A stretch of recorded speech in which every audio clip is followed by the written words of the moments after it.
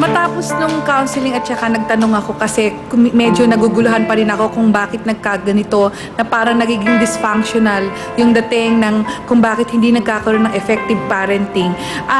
Nakapag-usap kami ni Aling Laling na talagang ang kanyang asawa ay bagamat sabihin na natin ay merong hindi nasa hindi magandang katinoan ang pagkakataon na nagkakaroon ng ganung klaseng lapses, ito ay nag-ugat dahil sa drug addiction or sa sabihin na natin sa pag-aabuso sa drugs. So, maaring yung naging behavior na ipinakita ng kanyang asawa ay maaring nagagaya at namamanifest ngayon ni Jeneline. Kaya sasabihin natin na may pagkabarumbado ng konti, may pagka-antisocial, at the same time parang akala nyo may pagka-astig. Pero nakikita nyo doon na talagang hindi yun ang talagang ugali ni Jeneline. Gusto niya talagang mapabago, kaya lang hindi niya alam kung paano yung tamang pamamaraan dahil hindi niya nakita in the first place. In fact, nung tinatanong ko sa kanya, ano ba ang plano mo? May plano naman pala talaga siya. Gusto niya na maging katulad niya yung kanyang kapatid na nag-aayos ng buhok. Meron daw kasi siyang kapatid na bakla na nag-aayos ng buhok, nagsiservice-service. Sana matutunan niya yun para meron siyang trabaho. Sabi ko, ba't hindi mo sinabi kanina kay Chang? Nahihiya po ako eh. Sabi ko, wala namang dapat ikahiya yun eh. Dahil kasi, yun na nga eh, mismo yung kanyang sarili, parang tingin niya, hindi na nagkaroon ng yung self-esteem at saka yung self-worth, nawawala. Dahil kasi parang naanuhan na nung hindi maganda na siya ay dating may ginawang hindi maganda, nag-shoplift siya, yung pala sagutin siya sa magulang niya. So parang akala niya, yung magandang sasabihin niya ay wala ng halaga. Maraming salamat po, Dr. Camille Garcia. Reverend Sunny? Meron po tayong kasabihan sa Latin, mens sana et corpore sano. Sa English, sound mind and sound body. Sa ating salita, na dapat ay magkaroon tayo ng maayos na kaisipan at maayos na pangangatawan. Kaya aling-laling, kung nagkulang man ang iyong asawa dahil may hindi matuwid na kaisipan, dapat ginampanan mo na ang pagkukulang ng iyong asawa at ikaw nang tumayo sa paghubog sa iyong mga anak sa matuwid na landas. Kaya hindi pa huli ang lahat. Nariyan ang simbahan, magbalik loob kayo. At dito magkasundo kayo. At ikaw naman, Jeneline, ilagay mo sa iyong puso na hindi ka magiging Jeneline kung wala ng iyong magulang. Kaya ibalik mo ang pagmamahal sa kanya. Irespeto mo, igalang mo siya. Bigyan ka ng pagkakataon habang ikaw ay nabubuhay pa, ayusin mo ang buhay mo, mahalin mo ang magulang mo, at ikaw may hinaharap na pamilya na. Ngunit hindi pa kayo kasal.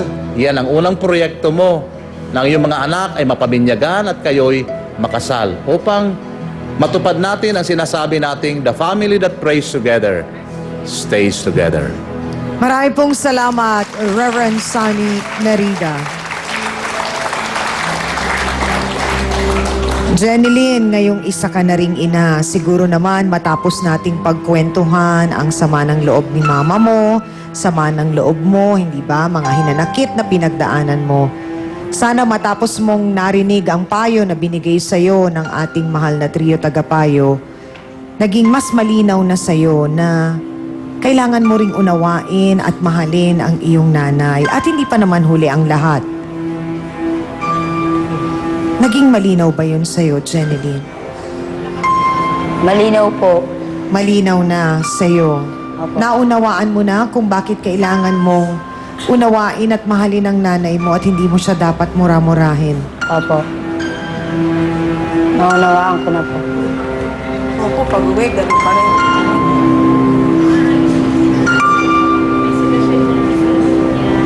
Sensya na na ay ate.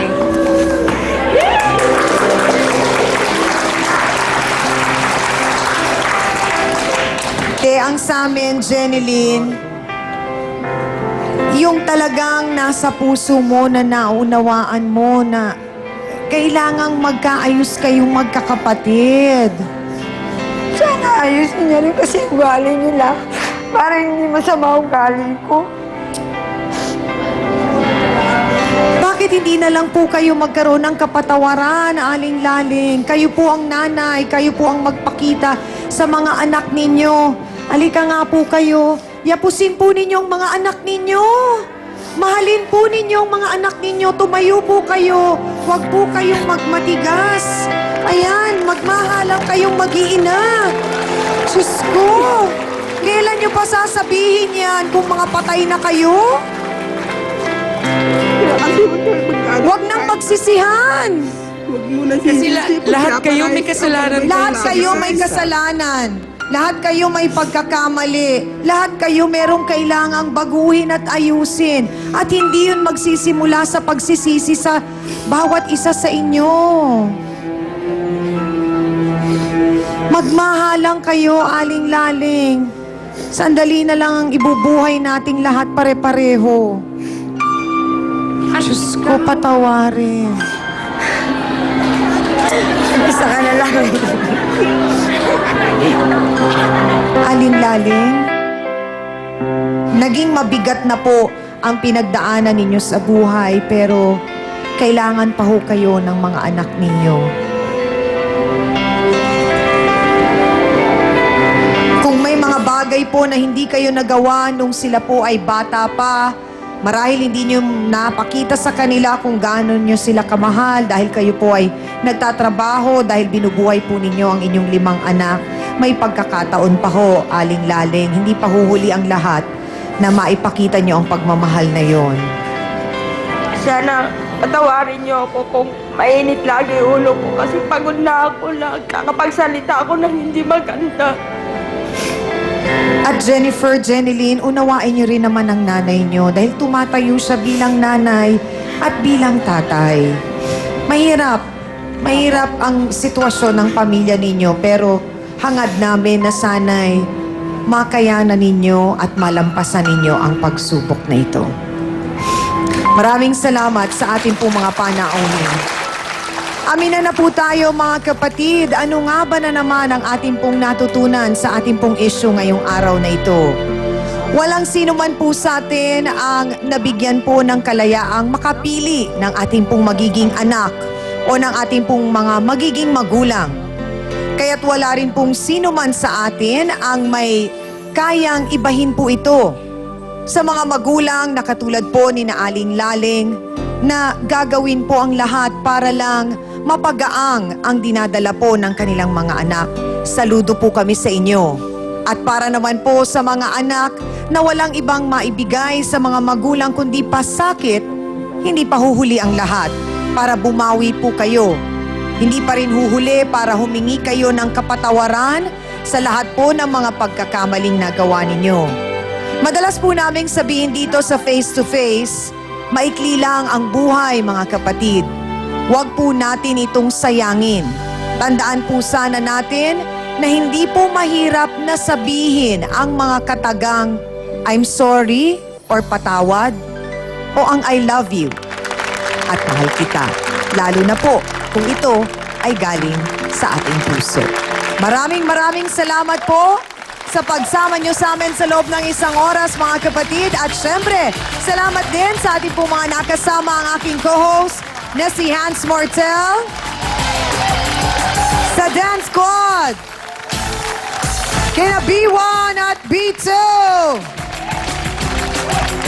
ang ating pong mahal na trio, tagapayo, ang mga kasausawa natin sa studio, at syempre higit sa lahat sa ating mga bisitang nagbahagi po ng kanilang tunay at totoong kwento. Sa lahat po ng mga ka-face-to-face namin sa TV, sa Facebook, at araw-araw pong nagbibigay ng kanilang mga komento sa ating fan page, pati na rin po sa Twitter, Perez Ami, at sa World Wide Web. Maraming salamat po sa mga happy people. At syempre, sa mga gusto pong magbahagi ng kanilang mga problema, issues o mga bagay na hindi po pinagkakasunduan, sumulat lamang po kayo sa amin dito sa face-to-face sa TV5 o kaya po mag-email lang po kayo sa amin at gagawin po namin ang lahat para matapos po ang inyong mga issue na pinagdadaanan. At kung gusto po ninyo maging bahagi ng aming live audience, sumulat din lang po kayo sa amin. Muli, ako po ang inyong Chang Ami na laging nagpapaalala, ang problema pwede mong tawanan,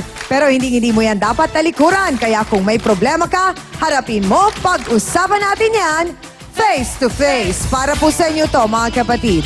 Magulong-agawan ng jowa sa pagitan ng mga bakla. Anong nangyari? Di mo inaas, magkasama kayo, naghahalikan kayo. Walang gamot sa insecure, hindi pa nagagawa ng doktor yan. Oh, sino ako nag-insecure? Ay, ang ganda mo! Hindi totoong ninakaw sa'yo ang cellphone, binigay mo yon. So hindi totoo to yan na may relasyon kayo ni Patrick? Kami na. Ay! Di ba ahas ako? Ay, ako'y nagulat. Ha? Isa kang ahas. Oh, nasaan mo nga lalaki? Oy, lalaki lang yan. Ano ba kayo? Makisawsaw na sa Face to Face. Ngayong Biyernes, bago ang balitang tapat.